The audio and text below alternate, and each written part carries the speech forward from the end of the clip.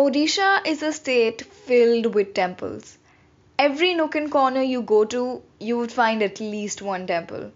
And so it goes without saying that the people of Odisha are really religious, which clearly reflects in their arts and crafts as well.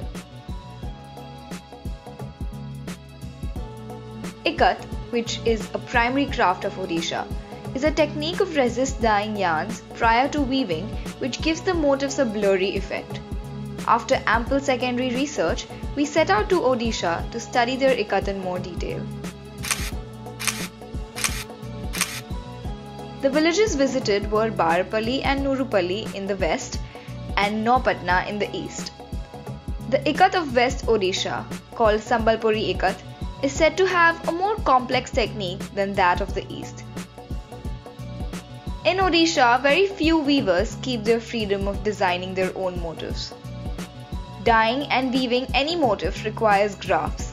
It is either the wholesaler clients or the graft makers who design the motifs. The motifs are then passed down to the weavers. If the village has the proper resources, the weavers buy the raw material themselves. And if not, the suppliers or graft makers provide the yarns and the chemical dyes to them. The yarns are dyed, spun, and then woven accordingly.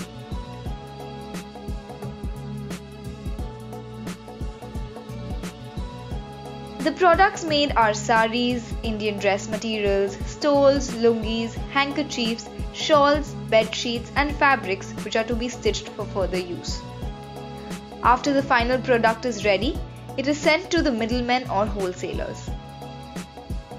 There are three main temples in Odisha, which form what locals call the tourist triangle. Lingaraj Temple in Bhubaneswar, Sun Temple in Konark, and Jagannath Puri Temple in Puri.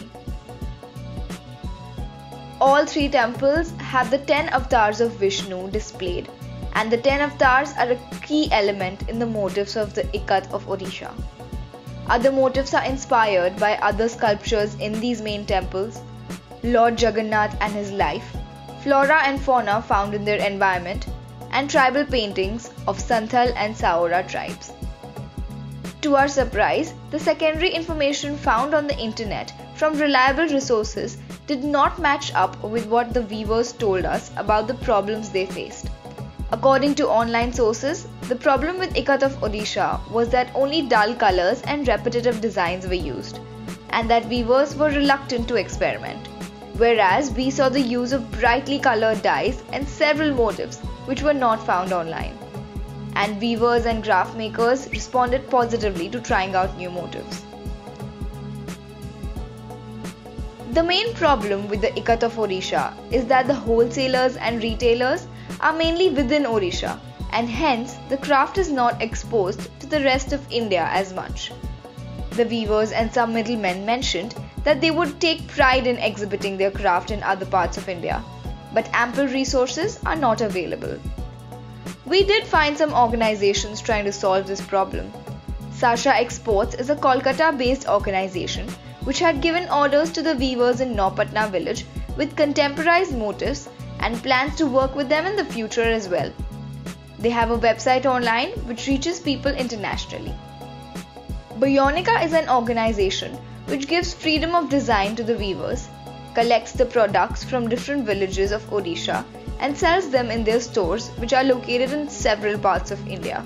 Designers are welcome to work with the fabrics available at Bionica to make stitched garments, and some designers have experimented with blazers and coatis, which increases the consumer base for Ikat of Odisha.